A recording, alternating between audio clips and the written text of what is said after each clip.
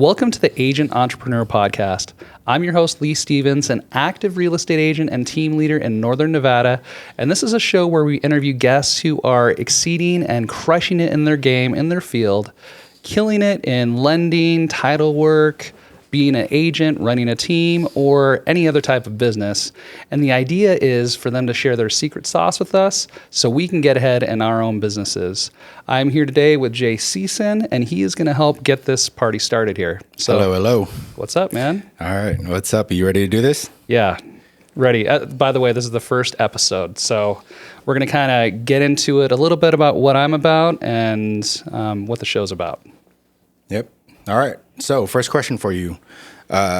Pretty much, how about you share with us really how you became successful as a real estate agent and also an entrepreneur within the first year of starting your business?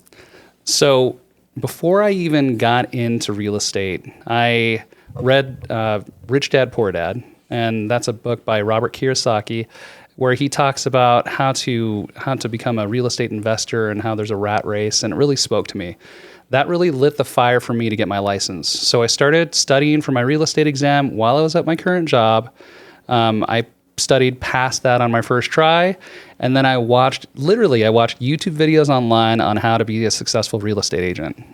Some of those things that I saw were like door knocking. All you need to do is door knock 100 doors, cold calling. And then I went out, picked my brokerage, started up, and started executing on some of the videos that I watched.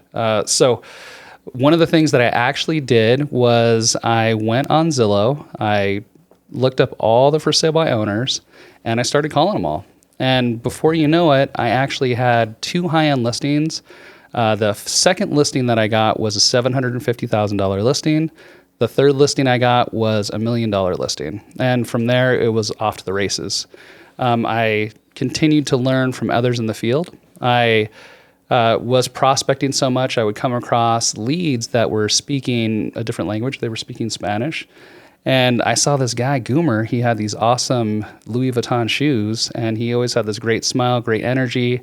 He was selling over 100 homes a year.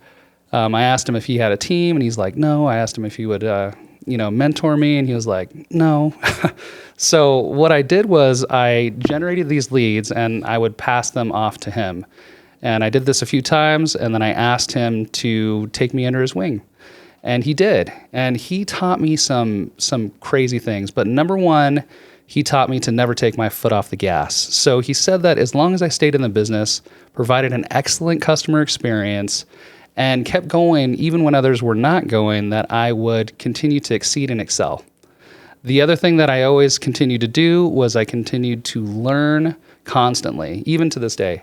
I wake up every morning at 4:30, I drink my coffee, and I watch a bunch of videos, read books on mindset, on how to be successful. I do that until 6 a.m., and then I should go to the gym. I was going to the gym, for a while, for like 2 weeks in a row. Now I'm not, but now I'm getting into work, getting a jump on my day. So the 2 things that I stay focused on even now is outworking everybody. That's kind of easy. Real estate agents, they get a job, then they take time off and stuff like that, just in general. So outworking is kind of easy, and outlearning. And that compounded until I generated a bunch of business. And so that's how I got into it. And then really, like you said that mainly there's not a lot of direction when you start your own business. Right. A lot of people don't know where to start and how to begin, or even kind of like the goal is always to make money, but how do you get there? And you said that you've been learning, or you take your time and you learn everything that you can pretty much. Mm-hmm. How are you finding the subject matters? Like, where do you find your content to learn what you need to learn? And then also, do you just look it up online, or do you pay for this, like classes, or, where did you start and how did you figure out what you needed to learn? So that's a good question. The first thing that I did was I looked around in my environment. So wherever you're at, especially in this industry, there's usually someone just destroying it, killing it, crushing it. And, you can try and talk to them. And I see lines and lines of people try and talk to these people. They're super busy because they are killing it. And everyone's like, give me some leads. How do you get all your leads? Where do you get all your leads? But the first thing that I noticed was that most of their day, especially in the beginning, they would be there first thing in the morning. And that part of the day, whenever they came in, so I think Goomer comes in or starts his day at 7. From 7 to a certain time frame, he's acquiring clients. So I would watch. I would see what he was doing. And for him, since he's been in the business so long, it was following up with his top client list and just asking them how are they doing the follow-up. So I knew that client acquisition was a big, big deal. To answer your question about did I pay for it or whatnot, I literally, like 2 or 3 of the top agents in my office, I said I would do anything for you for free. I'll grab your coffee, I'll pick up your signs, I'll run your open houses for free. I just want to know what the heck to do, what's going on. And they agreed for the most part.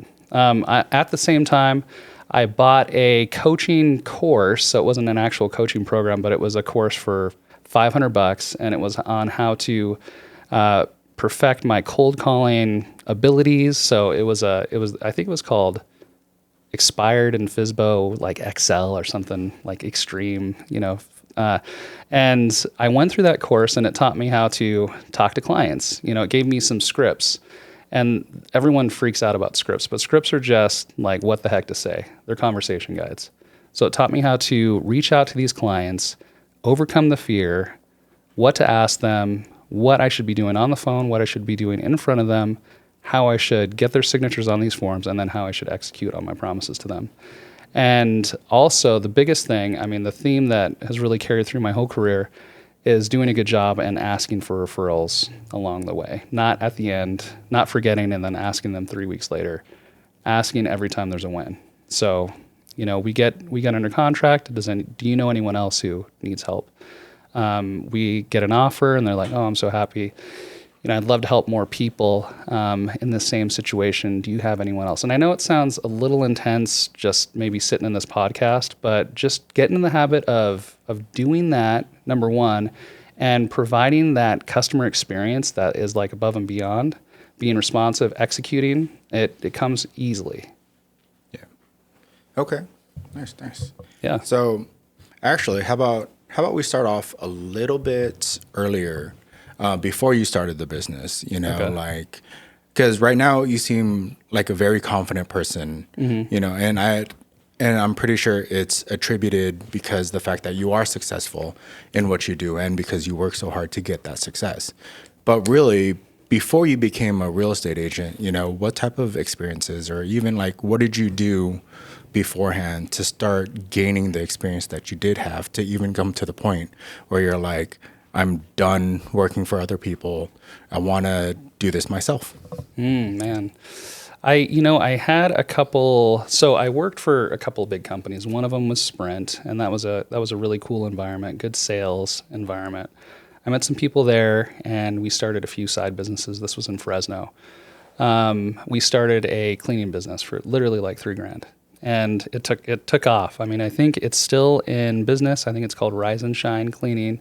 Shout out to John Castillo if he's watching this. And I was like, wow, that wasn't too risky, too hard, So, that gave me the bug.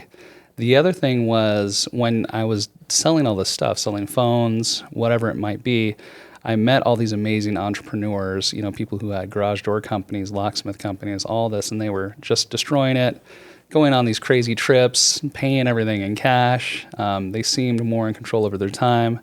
And it was something that I wanted to do. And so I started saving up money way back then.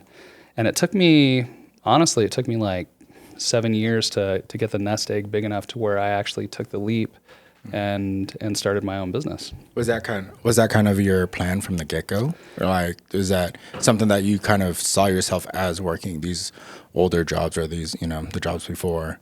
Was that something where you're just like, I just need this much money, or I just need, was there an actual plan or was it just something where you're like, you saw these people and then you're just like, you know what, I'm done. Let's go for it. This is what I need to do. So there was kind of a plan. I knew I wanted to work for myself at Sprint, and I didn't make enough money or have enough in savings to get there. When in 2009, when the market crashed and everything was like reducing in size, I was looking to get back up here in Northern Nevada. And there was this email that I got from a company called Love's Travel Stops. It's a truck stop chain. And this is where it throws off everyone, because I ran a truck stop for 10 years. And you actually helped me a little bit. Yeah, it was crazy. It was. I've actually selling the guy's house who used to run it. And I'm just like, oh my God, thank God I'm not there anymore. But the catch with this company was, I could make over $500,000 if I stayed there long enough. Mm-hmm. And I'm like, what is this scam? I think the other thing that I just did was I answered this ad from like the Yellow Pages, like same thing. You could make $500,000, selling ads in the phone book or whatever. So I called this company and it was legit. Mm-hmm. It was crazy. It was something I had never done before, but I knew that if I did this and I was successful, that I would have enough money to start my business. So I went along that path. I remember the first day I went to Love's, that it totally kicked my butt. They were like having me move all this freight around, and not, I'm not like a physical type person. I ran a tire shop for them, but I was in. This was the thing that was going to get me to financial freedom, and it did. That's the crazy thing. It did. So I stayed there. At 7 years, you get paid out. You get this big check, and I should have quit. Okay, I should have, not quit, but I should have left right then. And I didn't, because they have this golden handcuff thing. Oh, stay 2 more years and you get another of this, and stay 3 more years. So I stayed a little too long. I got burned out. But near the end of that ride, I knew I was going to go into business for myself. So one of the businesses I checked out was a Subway. You needed to be worth $350,000, and in 5 to 7 years, you make a profit. I'm like, man. And one of the reasons why I looked at Subway was because I ran one. So I was like, I could do this. The other thing was like a locksmith company. I looked into that, and then I came along to real estate, and the barrier to entry was kind of low. I thought I could pass the test, and I did it, passed the test, and I got into it.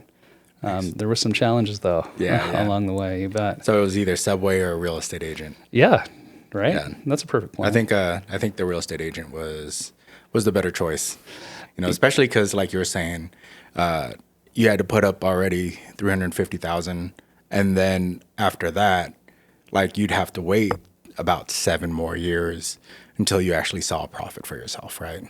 I was reading a bunch of books. Mm-hmm. Most businesses don't show a profit for at least 3 years. Yeah. 3 to 5 years, a bunch of them fail, like 70% of them fail. So, I was already kind of mentally prepared for that risk. Yeah. And I think, having the experience of running a truck stop, like, really help you with the managerial and the operation side. And then just being a salesman in general with Sprint, like, I feel like you were kind of meant to already own your own business, because now starting from the bottom as a salesperson to, pretty much an operations manager to a business, or the general manager for Love's, like, it really sets you up for success. For sure. So it did. Yeah, awesome. Yeah.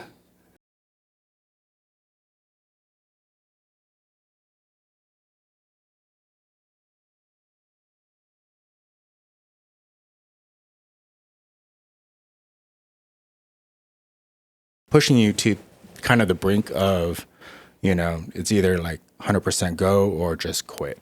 Oh, it's honestly so many times. When I was cold calling, there was 9 weeks straight where I got not one person on the phone, and like, that's pretty crazy. I was like, what am I doing wrong? It was really a mental game. When I did get somebody on the phone, it was pretty hot. I was in the hot seat. I was new. I didn't really know what I was talking about. And this whole time I was burning my savings. So when it got real was when my savings account had gotten down to $3,000. And I had been making over $100,000 at my previous job. I just quit one day and told my wife I was going to make it and everything's going to be fine. And I had a mortgage payment, I had a car payment, and I had 2 kids at the time, 3 kids. So it was a big deal. I started looking at, going back into operations, working at Safeway. But that was when I almost didn't make it. And I talked with her, and I decided to give it one more month. And literally from that month, that was August in 2018 or 2019, I forget. I've sold 2 houses every month ever since, at least. I'm up to way more now, but that was a huge setback. How'd you get over that though? Like, cause you're just like, all right, I have one more month. And then now, like, how did you make sure that you made it? There was no, you can make sure, you can do everything that you can. There's no like guarantee, but you can do everything that you can through maximum effort. So everything that I was doing, I had to like assess what I was doing. Was it working? Was it not working? And I threw out everything that wasn't working. I tripled down on everything that was, and it was like happens. magic. Yeah, it was like it's there. It was there. It was always there. I see. I used to train a bunch of real estate agents, and I saw 2 or 3 of them get out of the business, and literally 2 or 3 weeks later, they would have leads call me and be like, I'm ready to do this. I'm ready to do that. I see it all the time. So, just kind of push through. Don't give up. If this is what you've chosen to do, then go bust. Yeah. The worst thing that would have happened was I went to zero and then I went back to Safeway. But, that's not what the universe had planned for me. So like seeing these other people fail or because they're quitting too soon. Mm-hmm. So you have a team. Like, yes. Is that, was starting a team was seeing those real estate agents fail, was that part of your reason of starting a team? Or, what made you think that, I'm doing well enough, like I should start one? Oh man. So good question. When I was with Sprint, I was ranked in the region. So this was all of Northern California, all of Northern Nevada. And I was always in the top 5, between 3, number 1, battling it out. And then I felt like they demoted me. They put me in this assistant manager role, and I didn't make any commission directly. It was pretty challenging. And then I noticed that I could speak to them because that's just where I was. I was just there selling, and eventually I got the team to rally behind me, and, we started doing big things, and then I kept getting promoted. And that ended up with me running one of the top 3 teams in the nation for Sprint Corporate for 3 years. Mm-hmm. And I knew that if I ever went back into sales, I would succeed through a team. So one of the reasons why I started a team was there was a few warning signs. I was dropping the ball, and I'm really diligent about what I do, but I started dropping the ball. I started working too much. I worked 5 months straight. No joke. I know you remember that period of time. Yeah. 5 months straight, I started forgetting stuff. And I'm like, I have too much business. So I started seeking out a partner, and then the team structure. I use a lot of the stuff that I learned with them, but with Sprint. And it really has to do with creating salespeople. I understand how to do that. And it's really, really digging in, getting them to believe in the process that will make them more money than they've ever dreamed of. Yeah. And it's really cool to watch. Nice. Yeah. It's pretty awesome, man. Okay. So pretty much I would say that, especially since this is our first podcast, or your first podcast. Yeah. I should say. I know that you have a wealth of knowledge to give to a lot of people. And, I figure that you still... do you have any type of advice for people that are starting a business, whether it's real estate or any type of entrepreneurship, that they wanted to get into? Any advice for them? Yeah, you know what? The keys to success that you're going to see, I'm going to bring on some amazing guests, and there's going to be this pattern. And the pattern is that the basics executed well at a high level with a good work ethic and a plan will get you where you want to go. It may sound repetitious, but what the cool thing is that even though I'm doing pretty good in real estate, I'm going to bring people in who are doing way, way better or have done many bigger things than I have, and it's the same foundation. Now, when you get that foundation laid, the future ahead of you is going to be, what path do I take to my path to freedom? How do I execute this? That's your flavor. But you're going to notice that there's this skeleton. And it's the basics, it's the foundation. And then you get to add your flavor by building that out and choosing the direction that you go in. So, and the other thing is that you only lose if you quit. You know, you can suck for a couple months, you can be broke, you can get another job. But if you don't quit and you keep learning and keep working, all that's going to compound into success, money, and achieving your goals. So I'm pretty excited about this podcast. You know, I look forward to interviewing a bunch of people, and I look forward to sharing with everyone. It's going to be really cool. Awesome, man. All right, where can we find you? You can find me on Instagram at LeeStevens_RE. I'm on YouTube, and it's called Moving to Reno, Nevada. Facebook, and I think that's the same thing, LeeStevens_RE. Twitter, same handle. LinkedIn, same handle. So you get the theme. Just follow me on there. I'd say I'm most active on Instagram. I throw these up on YouTube, and they'll be chopped up on Instagram as well. All right. Awesome, Lee. Thanks, Jay. Appreciate it. Yep. All right. That's it. Episode 1.